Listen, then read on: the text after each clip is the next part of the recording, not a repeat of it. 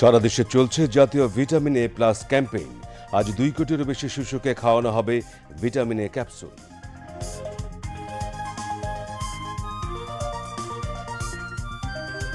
সিলেটে সার্বিক বন্যা পরিস্থিতির উন্নতি হলেও এখনও বিপদসীমার উপর দিয়ে প্রবাহিত হচ্ছে সুরমা ও কুশিয়ারা নদীর পানি। ত্রাণ তৎপরতা অব্যাহত।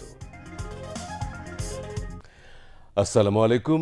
দুপুর 2টার সংবাদে আমন্ত্রণ জানাচ্ছি আমি দেওয়ান সাইদুল হাসান। এতক্ষণ সংবাদ শিরোনাম শুনলেন, এবারে বিস্তারিত।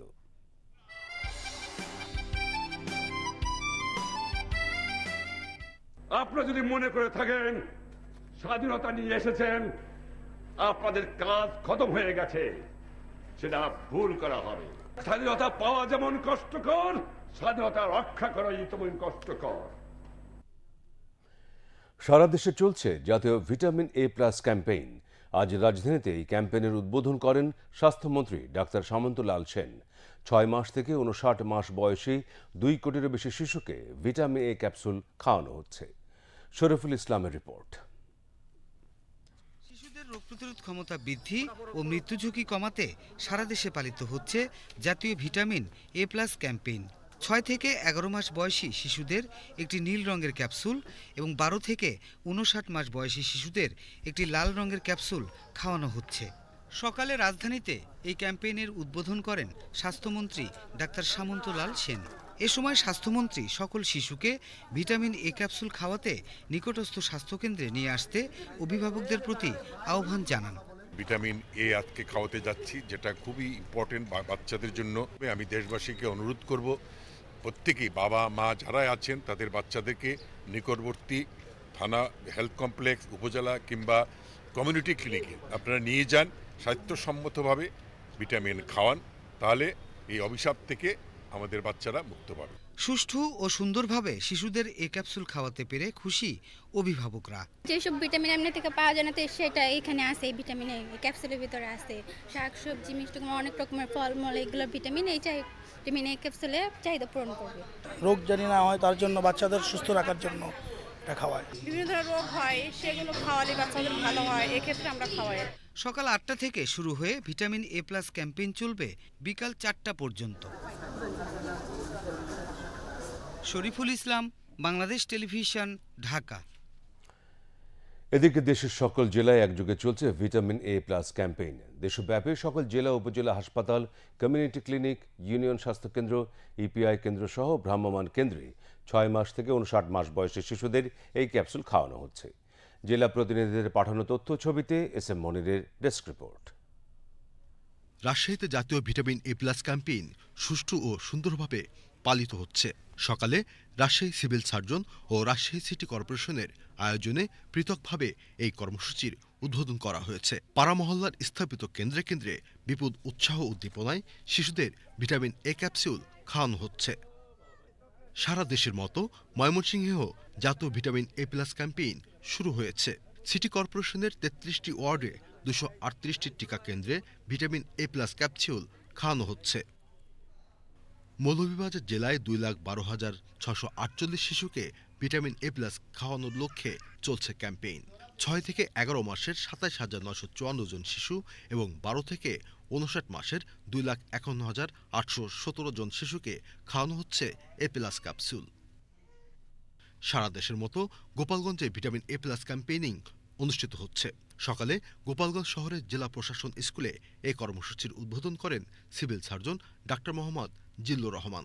গোপালগঞ্জে 250 শয্যা বিশিষ্ট জেনারেল হাসপাতাল ও 5টি উপজেলা স্বাস্থ্য কমপ্লেক্স ও পৌর স্বাস্থ্য কমপ্লেক্স ছাড়াও 1709টি অস্থায়ী কেন্দ্রে আজ সকাল 8টা থেকে বিকাল 4টা পর্যন্ত এই ক্যাম্পেইনিং চলবে। নড়াইলে জাতীয় ভিটামিন এ প্লাস ক্যাম্পেইন অনুষ্ঠিত হয়েছে। পৌর মেয়র আঞ্জুমান আরা এর সভাপতিত্বে অনুষ্ঠানে অতিরিক্ত জেলা প্রশাসক Shashwati Shil, civil surgeon doctor Sajeda Begum, বিদ্যালয়ের শিক্ষক শিক্ষার্থী, অভিভাবক, গণমাধ্যম কর্মীসহ সংশ্লিষ্টরা এ সময় উপস্থিত ছিলেন। এই ক্যাম্পেইনে নড়াইল জেলার 3টি উপজেলা ও 3টি পৌরসভার 6 থেকে 59 মাস বয়সী মোট 97,680 জন শিশুকে একটি করে ভিটামিন এ ক্যাপসুল খাওয়ানোর লক্ষ্যমাত্রা নির্ধারণ করা হয়েছে। হবিগঞ্জে জাতীয় ভিটামিন এ প্লাস ক্যাম্পেইন জেলার 1886টি কেন্দ্রে সকাল 8টা থেকে শুরু হয়েছে। সকালে জেলা সদর হাসপাতালে আনুষ্ঠানিকভাবে এই কার্যক্রমের উদ্বোধন করেন স্বাস্থ্য বিভাগের উপসচিব ইকবাল হোসেন ও civil surgeon doctor Mohammad Nurul Haque. এবছর জেলায় 3,51,872 জন শিশুকে ভিটামিন এ ক্যাপসুল খাওয়ানো হবে। ভিটামিন এ খাওয়ান, শিশু মৃত্যুর ঝুঁকি কমান, এই স্লোগানে সারা দেশের মতো আজ জামালপুরে শুরু হয়েছে জাতীয় ভিটামিন এ ক্যাপসুল ক্যাম্পেইন। 250 শয্যা বিশিষ্ট জামালপুর জেনারেল হাসপাতালের প্রশাসনিক ভবন প্রাঙ্গণে শিশুদের ভিটামিন খাইয়ে ক্যাম্পেইনের উদ্বোধন করেন স্বাস্থ্য মন্ত্রণালয়ের যুগ্ম সচিব জাকিয়া পারভিন। ঝালকাঠি জেলায় জাতীয় ভিটামিন এ প্লাস ক্যাম্পেইন শুরু হয়েছে। জেলার 4টি উপজেলা ও 2টি পৌরসভা নিয়ে মোট 824টি কেন্দ্রে শিশুদের জাতীয় ভিটামিন এ প্লাস ক্যাম্পেইন কর্মসূচির আওতায় ক্যাপসুল খাওয়ানো হয়। এছাড়া ভ্রাম্যমাণ টিম জেলার বিভিন্ন স্থানে শিশুদের ভিটামিন এ ক্যাপসুল খাওয়ায়। নীলফামারীতে ভিটামিন এ প্লাস ক্যাম্পেইনে আজ 3,07,045 জন শিশুকে ক্যাপসুল খাওয়ানো হয়। এর মধ্যে 6 থেকে 11 মাস বয়সী শিশু রয়েছে 31,392 জন এবং 12 থেকে 59 মাস বয়সী শিশু রয়েছে 2,75,653 জন। বরগুনায় 6 থেকে 11 মাস বয়সী ও 12 থেকে 59 মাস বয়সী শিশুদের ভিটামিন এ ক্যাপসুল খাওয়ানো হয়েছে। জেলায় মোট 918টি স্থায়ী ও অস্থায়ী টিকাদান কেন্দ্রের মাধ্যমে 1,70,467 জন শিশুকে এই ভিটামিন খাওয়ানো হয়। ঘূর্ণিঝড় রেমালের আঘাতে ক্ষতিগ্রস্তদের বাড়ি বাড়ি গিয়ে শিশুদের ভিটামিন এ ক্যাপসুল খাওয়ানোর কর্মসূচি নেওয়া হয়েছে। লক্ষ্মীপুরে vitamin A plus capsule campaign প্রথম রাউন্ডের উদ্বোধন করা হয়েছে। সকালে সদর হাসপাতাল প্রাঙ্গণে এ ক্যাম্পেইনের উদ্বোধন করেন জেলা প্রশাসক সুরাইয়া জাহান। আজ সকাল 8টা থেকে বিকাল 4টা পর্যন্ত লক্ষ্মীপুর জেলার 4টি পৌরসভা ও 57টি ইউনিয়নে 1,480টি কেন্দ্রে ভিটামিন এ ক্যাপসুল খাওয়ানো হবে। সারা দেশের ন্যায় চাঁপাইনবাবগঞ্জে জাতীয় ভিটামিন এ প্লাস ক্যাম্পেইন শুরু হয়েছে। সকালে চাঁপাইনবাবগঞ্জ 250 শয্যা জেলা হাসপাতালে 6 থেকে 11 মাস বয়সী এক শিশুকে নীল রঙের এবং 12 থেকে 59 মাস বয়সী শিশুকে লাল রঙের ক্যাপসুল খাইয়ে এই ক্যাম্পেইনের উদ্বোধন করেন স্বাস্থ্য ও পরিবার পরিকল্পনা মন্ত্রণালয়ের অতিরিক্ত সচিব মোহাম্মদ হাসান আরিফ। পিরোজপুরে জাতীয় ভিটামিন এ প্লাস ক্যাম্পেইনের উদ্বোধন করেছেন civil surgeon doctor Mohammad Mizanur Rahman. পিরোজপুরে 12 থেকে 59 মাস বয়সের 1,19,504 জন এবং 6 থেকে 11 মাস বয়সের 14,687 জন শিশুকে লাল ও নীল রঙের ভিটামিন এ ক্যাপসুল খাওয়ানো হবে। নেত্রকোনায় 3,89,000 শিশুকে ভিটামিন এ প্লাস লাল ও নীল রঙের ক্যাপসুল খাওয়ানো হচ্ছে। সকাল 8টা থেকে শুরু হয়ে এই ক্যাম্পেইনে বিকাল 4টা নাগাদ শিশুদের খাওয়ানো হবে vitamin A plus capsule. Desk report SM Monir, Bangladesh television. Sylhet ও মৌলভীবাজারে সার্বিক বন্যা পরিস্থিতির উন্নতি হয়েছে, তবে সিলেটে আজও সুরমা ও কুশিয়ারা নদীর পানি কয়েকটি পয়েন্টে বিপদসীমার উপর দিয়ে প্রবাহিত হচ্ছে। অন্যদিকে মৌলভীবাজারে নদ নদীর পানি কমতে শুরু করেছে। মনু নদ, ধলাই নদ এবং কুশিয়ারা নদী সহ সবকটি নদীর পানি বিপদসীমার অনেকটা নিচ দিয়ে প্রবাহিত হচ্ছে। সিলেট ও মৌলভীবাজার প্রতিনিধিদের পাঠানো তথ্যচিত্রে ডেস্ক রিপোর্ট। টানা বৃষ্টি ও উজান থেকে নেমে আসা পাহাড়ি ঢলে সিলেটে সৃষ্ট বন্যা পরিস্থিতির উন্নতি হয়েছে। সুরমা ও কুশিয়ারা নদীর পানি প্রতিটি পয়েন্টে কমলেও এখনও বিপদসীমার ওপর দিয়ে প্রবাহিত হচ্ছে। জেলার 13টি উপজেলার মধ্যে 8টি উপজেলার নিম্নাঞ্চল প্লাবিত হয়ে 6,43,470 জন মানুষ পানিবন্দী অবস্থায় রয়েছেন। এছাড়া নগরীর 42টি ওয়ার্ডের মধ্যে 6টি ওয়ার্ডের প্রায় 15টি এলাকায় জলাবদ্ধতা সৃষ্টি হয়েছে। জেলার বন্যা কবলিত 48টি ইউনিয়নের 378টি আশ্রয় কেন্দ্রে 3,739 জন মানুষ আশ্রয় নিয়েছেন। নগর এলাকায়ও একটি আশ্রয় কেন্দ্র চালু করা হয়েছে। বন্যা দুর্গত এলাকায় 131টি মেডিকেল টিম কাজ করছে। জেলা প্রশাসন ও সিটি কর্পোরেশনের পক্ষ থেকে ত্রাণ কার্যক্রম পরিচালনা করা হচ্ছে। মৌলভীবাজারে সার্বিক বন্যা পরিস্থিতির উন্নতি হয়েছে। বৃষ্টি না হওয়ায় নিম্নাঞ্চলে জলাবদ্ধতার পানি নামতে শুরু করেছে। আজ সকাল 9টায় পানি উন্নয়ন বোর্ডের রিডিং অনুযায়ী মনু নদের শহর সংলগ্ন চাঁদনীঘাট পয়েন্টে বিপদসীমার প্রায় 1 মিটার এবং কুলাউড়ার মনু রেলওয়ে ব্রিজ পয়েন্টে প্রায় 3 মিটার নিচ দিয়ে পানি প্রবাহিত হচ্ছে। ধলাই নদের রেলওয়ে ব্রিজ পয়েন্টে বিপদসীমার প্রায় 3 মিটার নিচ দিয়ে পানি প্রবাহিত হচ্ছে এবং কুশিয়ারা নদীর রেলওয়ে ব্রিজ পয়েন্টে বিপদসীমার 0.40 মিটার নিচ দিয়ে পানি প্রবাহিত হচ্ছে। সীমা চারমিন, বাংলাদেশ টেলিভিশন। দেশের রপ্তানি আয়ের 84% বেশি আসে তৈরি পোশাক খাত থেকে। 10 বছর আগে রপ্তানির প্রধান এই খাতে পরিবেশ বান্ধব সবুজ কারখানার সংখ্যা ছিল মাত্র একটি। সেই সংখ্যা এখন বিশ্বের সর্বোচ্চ 217তে উন্নীত হয়েছে। বিশ্লেষকরা বলছেন, পোশাক শিল্পের ক্রমবর্ধমান সমস্যা মোকাবেলার পাশাপাশি তৈরি পোশাকের ন্যায্য মূল্য বৃদ্ধি করতে হবে। রিপোর্ট সুমন মাহমুদের। 2014 সালে রানা প্লাজা ধসের পর দেশের তৈরি পোশাক শিল্পের কর্মপরিবেশ নিয়ে প্রশ্ন ওঠে। এরপর তৈরি পোশাক কারখানার ভঙ্গুর অবস্থা থেকে উত্তরণের সর্বাত্মক উদ্যোগ শুরু হয়। এ কাজে অংশগ্রহণ করে দেশের উদ্যোক্তারা, সরকারের পাশাপাশি বিদেশি ক্রেতারাও এগিয়ে আসেন, যার ধারাবাহিকতায় বর্তমানে দেশে বস্ত্র ও তৈরি পোশাক খাতে পরিবেশ বান্ধব কারখানার সংখ্যা 217টি। আর রপ্তানিকারক প্রতিষ্ঠানসমূহ বলছে, সবুজ কারখানার কারণে তৈরি পোশাক রপ্তানির পরিমাণ দিন দিন বাড়ছে, তেমনি বিশ্ববাজারের পরিচিতিও বৃদ্ধি পাচ্ছে। গ্রিন ফ্যাক্টরিটা আজকে আমাদের বাংলাদেশকে এমন একটা জায়গায় নিয়ে গিয়েছে যে আপনি যখন যে কোনো জায়গায় সার্চ দিবেন বা যে কোনো জায়গায় ব্যবসা বাণিজ্য নিয়ে কথা বলবেন, তখন টপমোস্ট যেই প্যারামিটারটা আসে ওইটা বাংলাদেশের নামটা অটোমেটিক চলে আসে, কারণ আমাদের দেশে 200-র উপরে গ্রিন ফ্যাক্টরি আছে। তো গ্রিন ফ্যাক্টরিগুলো হওয়ার কারণে আমরা ওই জায়গাটা থেকে আলহামদুলিল্লাহ খুব সুন্দরভাবে হয়তো বের হয়ে আসতে পারছি, সক্ষম হয়েছে। যুক্তরাষ্ট্রভিত্তিক ইউএসজিবিসি 4টি ক্যাটাগরিতে leadership in energy and environment design lead সনদ দিয়ে থাকে। এ 4টি ক্যাটাগরিতে বর্তমানে দেশের 83টি কারখানা রয়েছে প্লাটিনাম, 120টি গোল্ডেন, 10টি সিলভার ও 4টিকে গ্রিন সনদ দেওয়া হয়েছে।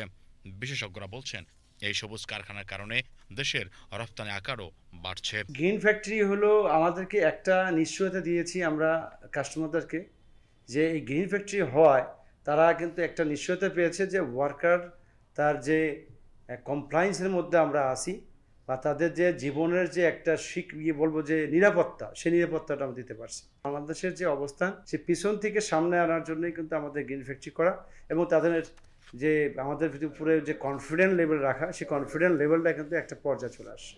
এটা খুবই উজ্জ্বল একটা কাজ আমাদের হয়েছে। কারখানা সবুজায়িত, এটা স্বীকৃতিও পাওয়া গেছে আন্তর্জাতিকভাবে। শ্রমিকদের যে উন্নতির জন্য কিছু কাজ করা হচ্ছে, আগে তো অনেক খারাপ ছিল, এখন বেশ কিছু এগিয়েছে, হয়তো আরও কিছু বাকি আছে। এর পুরোপুরি স্বীকৃতিটা পাওয়া যায় না, সবুজায়নেও পুরোপুরি স্বীকৃতি পাওয়া যায় না বলে আমাদের বলছেন। তো এটা আমাদের যারা সঙ্গে জড়িত আছেন, ব্যবসায়ী তো আছেনই, সরকারের যারা আছেন, তারা আমার মনে হয় উদ্যোগ নেওয়া উচিত। সংশ্লিষ্টরা বলছেন, সবুজ কারখানার শীর্ষে থাকার মধ্য দিয়ে দেশের পোশাক খাত টেকসই অবস্থানে রয়েছে। পরিবেশ বান্ধব কারখানা নির্মাণে বাংলাদেশের পরেই রয়েছে ভিয়েতনাম ও ইন্দোনেশিয়ার অবস্থান। সুমন মাহমুদ, বাংলাদেশ টেলিভিশন, ঢাকা। আজ বিশ্ব দুগ্ধ দিবস। প্রতি বছরের মতো এবারও নানা কর্মসূচির মধ্য দিয়ে দেশব্যাপী উদযাপিত হচ্ছে দিবসটির এবারের প্রতিপাদ্য, বৈশ্বিক পুষ্টিতে দুধ অপরিহার্য। দুধ উৎপাদনে দেশে নীরব বিপ্লব ঘটিয়েছে সিরাজগঞ্জ। জেলার চাহিদা পূরণ করে বাড়তি দুধ সারা দেশে বাজারজাত করে খামারিরা আয় করেন ৩,৫০০ কোটি টাকা। সিরাজগঞ্জ জেলা প্রতিনিধির পাঠানো তথ্য ছবিতে রিপোর্ট করছেন কুমার বিশ্বজিৎ রায়। মুক্ত মাঠে দল বেঁধে চড়ে বেড়াচ্ছে বাথানের হাজার হাজার গাভী। এ দৃশ্য সিরাজগঞ্জের শাহজাদপুর উপজেলার। পুরো জেলা জুড়েই এভাবে উন্নত জাতের গাভী লালন পালন করছে খামারিরা। বিশাল দেহের হরেক রকম এসব গাভী সবুজ ঘাস খেয়ে প্রতিদিন লাখ লাখ লিটার খাঁটি দুধ দিচ্ছে, যা স্থানীয় চাহিদা মিটিয়ে চলে যাচ্ছে সারা দেশের বাজারে। এর মাধ্যমে কর্মসংস্থান হয়েছে জেলার বিপুল সংখ্যক মানুষের। তবে খামারিরা বলছেন, গোখাদ্যের দাম বৃদ্ধির কারণে আগের মতো লাভবান হতে পারছেন না তারা। আমরা খোল ঘাসের দামই গোছাইতে পারি না। আমার দুধ 1 নম্বর দুধ, খাঁটি দুধ। এখন যে বর্তমান দুধের দাম আমরা পাই না, 50 টাকা 45 টাকা দুধ বেশি, আর ভুসির দাম 55 টাকা 60 টাকা খোল হয়। আমাদের ব্যাপার তাই আমার মনে করেন যে এখন গরু পালা খুব কঠিন। আগে ধরেন ভুসির দাম অনেক কম ছিল, কারণ হেই ভুসি 1800-2000 টাকা বস্তা। দুধের দাম তো অত বাড়ে নাই। যে দুধ আসে যে দাম, সেই দাম তো হয় না। 60 টাকা 70 টাকা লিটার দুধ হলে তাই সংসারটা এখন ফুল মতো ছিল, সংসার ঘাটতি এখন।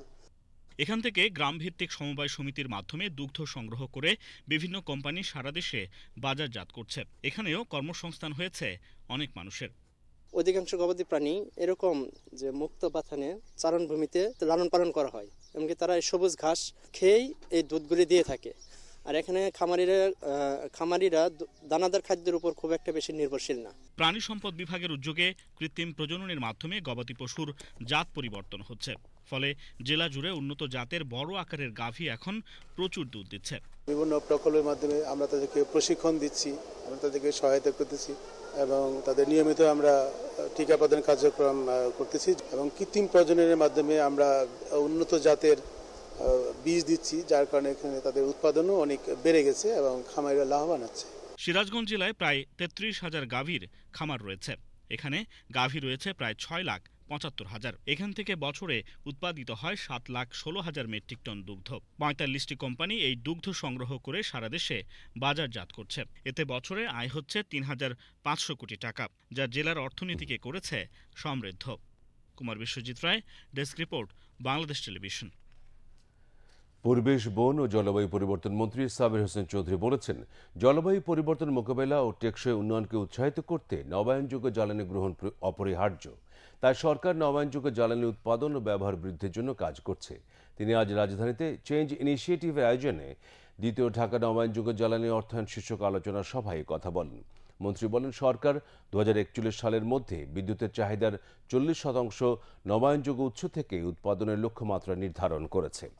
সেমিনারে বাংলাদেশে নিযুক্ত সংযুক্ত আরব আমিরাতের রাষ্ট্রদূত আবদুল্লাহ আলী আবদুল্লাহ খাসেইফ আল হুমুদ, পরিকল্পনা কমিশনের শিল্প জ্বালানি বিভাগের সদস্য ডক্টর মোহাম্মদ মুস্তাফিজুর রহমান এবং টেকসই নবায়নযোগ্য জ্বালানি উন্নয়ন কর্তৃপক্ষের চেয়ারম্যান মুনিরা সুলতানা এই সময় উপস্থিত ছিলেন। রাজধানীর জাতীয় প্রেস ক্লাবে আজ বাংলাদেশের অর্থনৈতিক বাস্তবতা, সংকট ও উত্তরণের উপায় শীর্ষক আলোচনা সভার আয়োজন করে Bangladesh workers party. Bangladesh workers পার্টির সভাপতি রাশেদ খান মেননের সভাপতিত্বে আলোচনা সভায় মূল প্রবন্ধ উপস্থাপন করেন চট্টগ্রাম বিশ্ববিদ্যালয়ের অধ্যাপক ডক্টর মইনুল ইসলাম। এছাড়াও অনুষ্ঠানে অন্যান্যের মধ্যে বক্তব্য রাখেন বাংলাদেশ ওয়ার্কার্স পার্টির সাধারণ সম্পাদক ফজলে হোসেন বাদশাহ ও পার্টির পলিট ব্যুরোর সদস্য কমরেড ডক্টর সুশান্ত দাস। দেশের অর্থনৈতিক ভিতকে আরও শক্তিশালী ও মজবুত করতে দুর্নীতি, অর্থ পাচার এবং মজুদ সিন্ডিকেটের বিরুদ্ধে সরকারকে আরও কঠোর ভূমিকা পালনের আহ্বান জানান বক্তারা প্রবাসীদের রেমিটেন্স হুন্ডির মাধ্যমে না পাঠিয়ে ব্যাংকিং চ্যানেলে পাঠানোর আহ্বান জানান।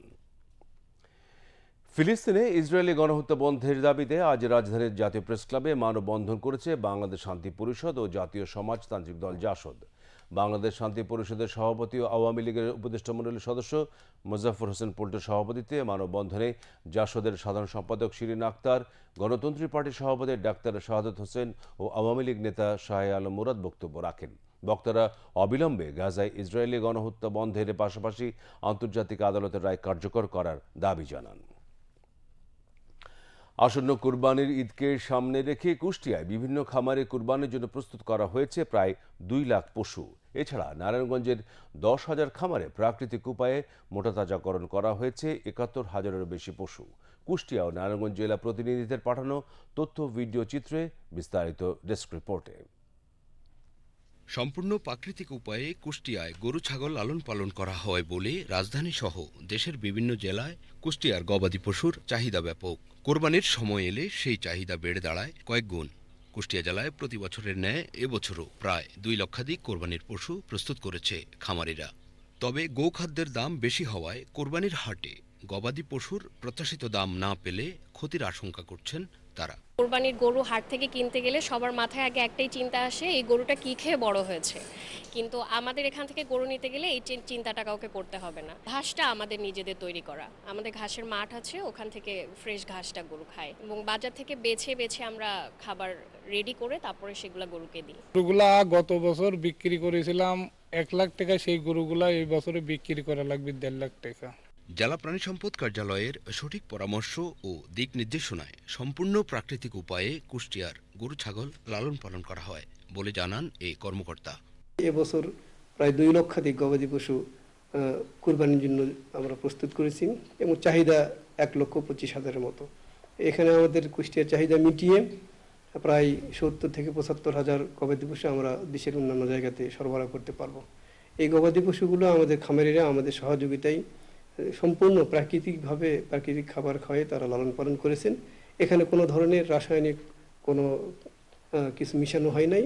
ছোট বড় খামার ছাড়াও কুষ্টিয়াতে ব্যক্তিগত উদ্যোগে ব্যাপকভাবে গবাদি পশু লালন পালন করায় বিদেশি পশুর নির্ভরতা কমে এসেছে, আর তাই দেশীয় উৎপাদিত পশু দিয়ে কোরবানির চাহিদা পূরণ করা সম্ভব বলে জানান সংশ্লিষ্টরা।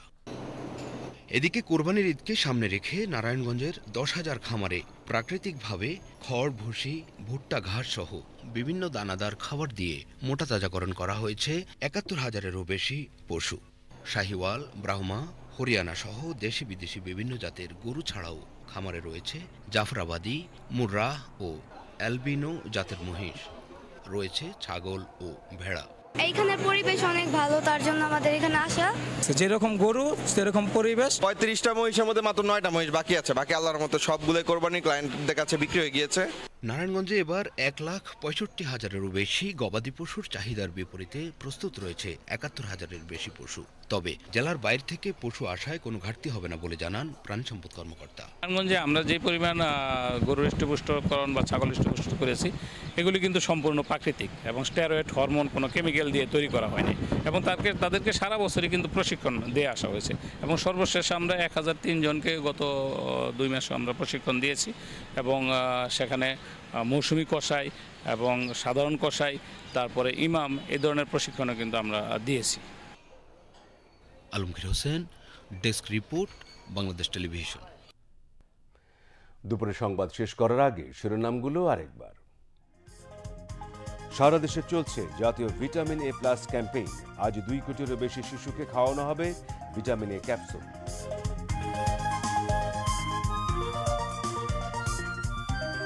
সিলেটে সার্বিক বন্যা পরিস্থিতির উন্নতি হলেও এখনও বিপদসীমার উপর দিয়ে প্রবাহিত হচ্ছে সুরমা ও কুশিয়ার নদীর পানি। ত্রাণ তৎপরতা অব্যাহত। দুপুরের সংবাদ শেষ হল। খোদা।